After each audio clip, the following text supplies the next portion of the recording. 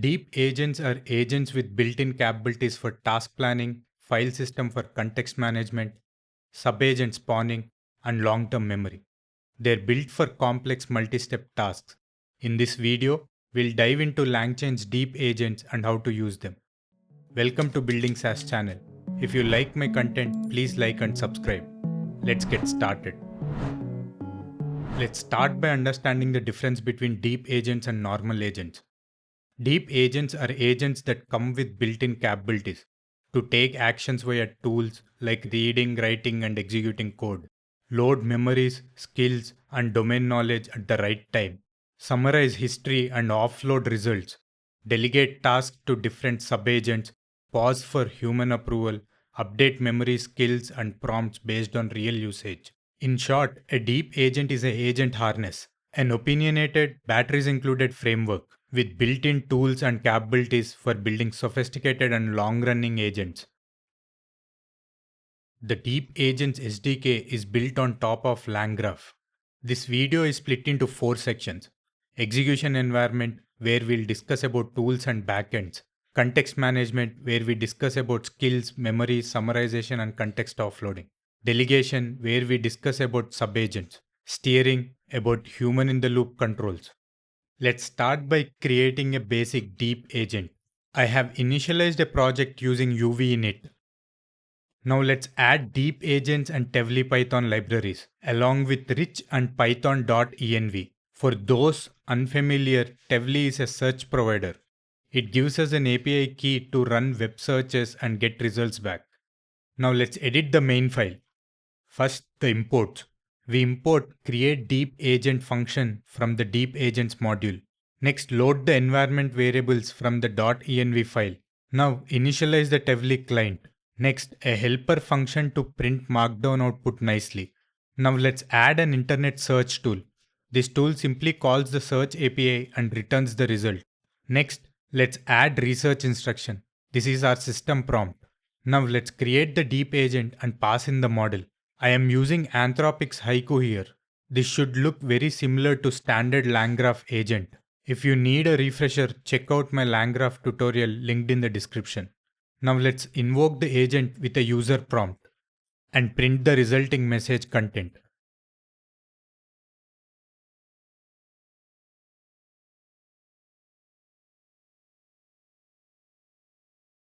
As you can see, our agent executed made a search call to fetch the HTTP data and render the output in Markdown format.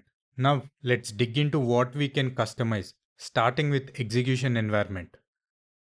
The very first concept in execution environment is tools.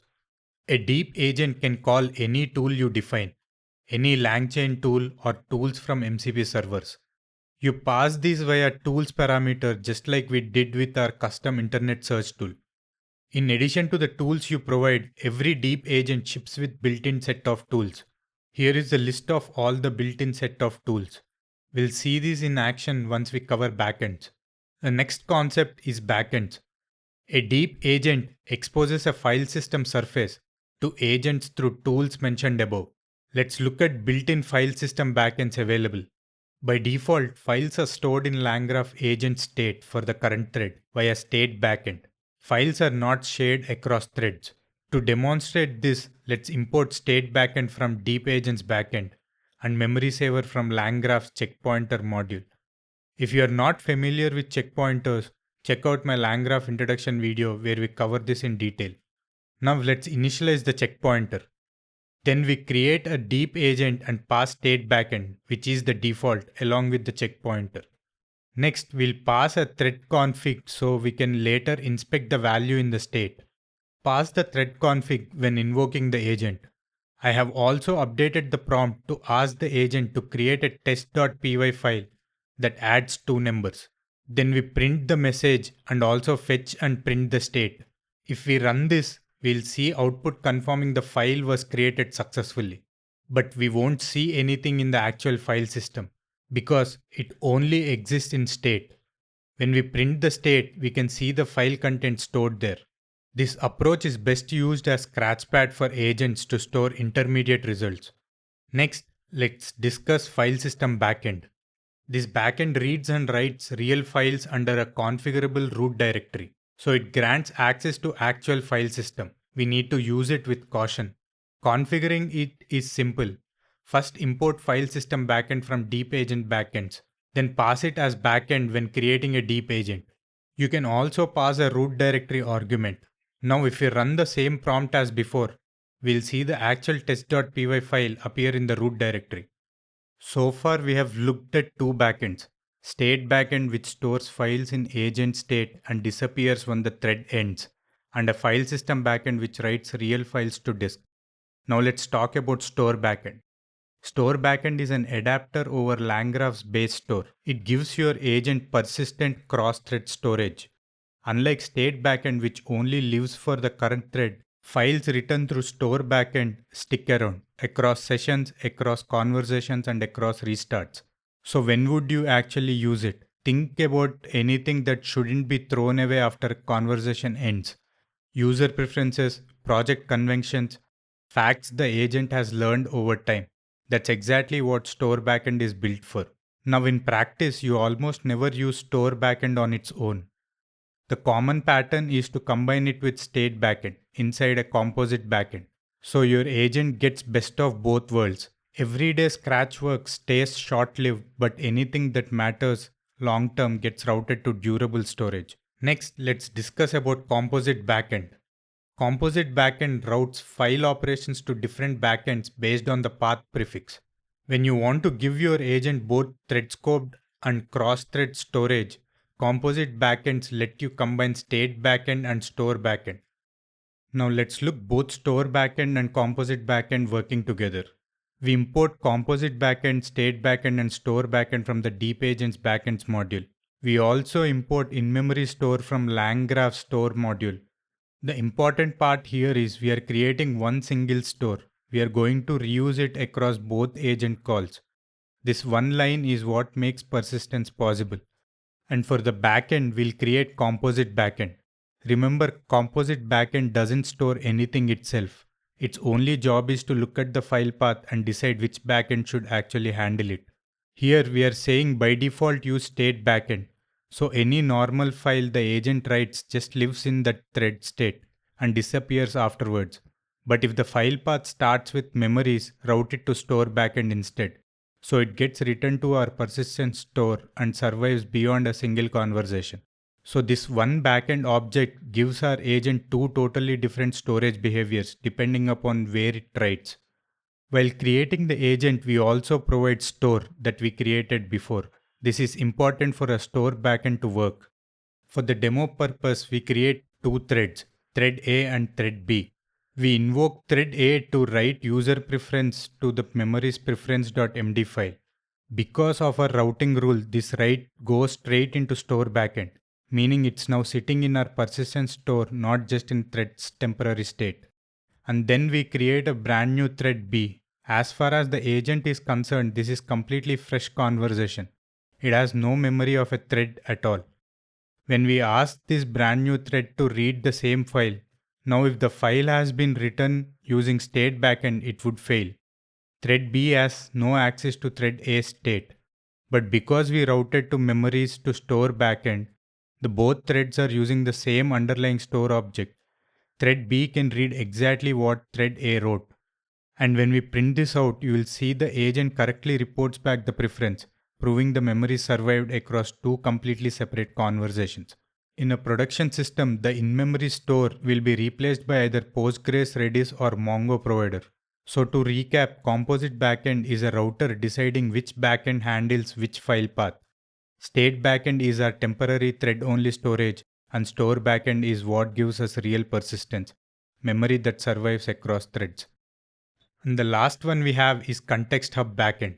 Context Hub Backend stores your agent file systems in Langsmith Context Hub repo.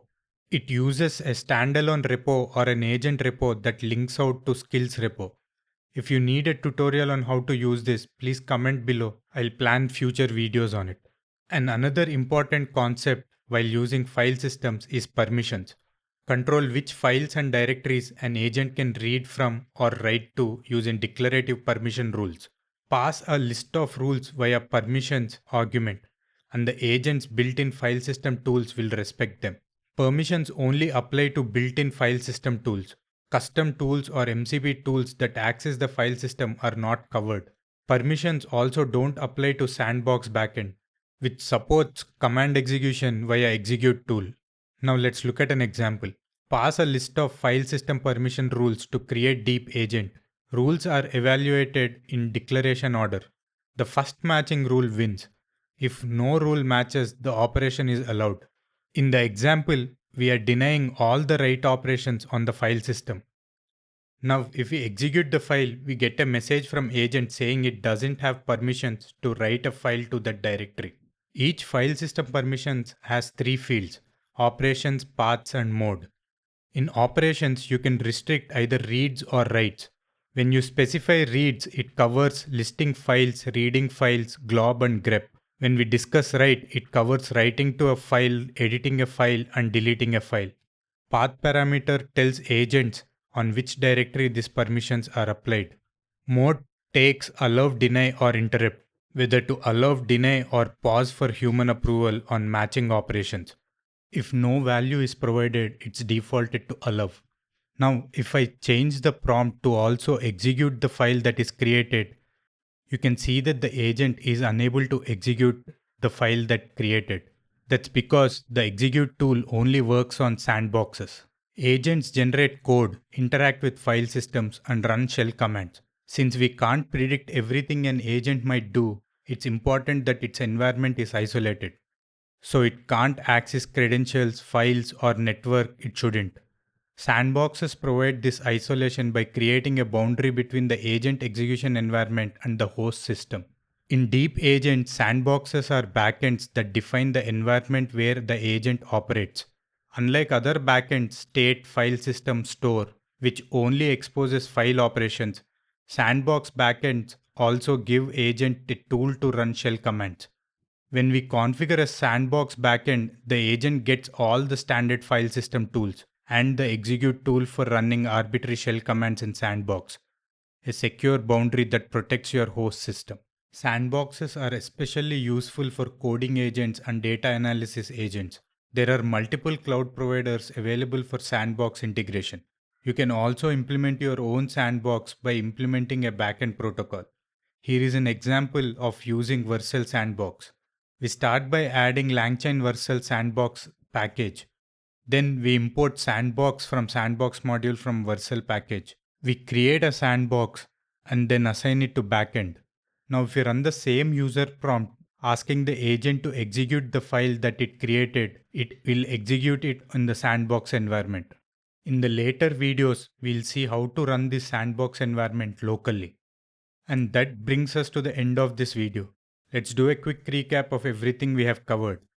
We started understanding what deep agents actually are. Then we got hands-on and built our first deep agent. From there, we went deep into execution environments starting with backends. After that, we touched on permissions and sandboxes. That covers the entire execution environment layer of deep agents: tools, backends, permissions, and sandboxes. Now, building an agent that can read and write files is only half the story. The real power of deep agents come from how they manage everything else around that. And that's exactly what we are covering next. In the next video, we are going deep into context engineering, subagents, and human in the loop. So if you found this useful, make sure you are subscribed so you don't miss those. Thanks for watching. I'll see you in the next one.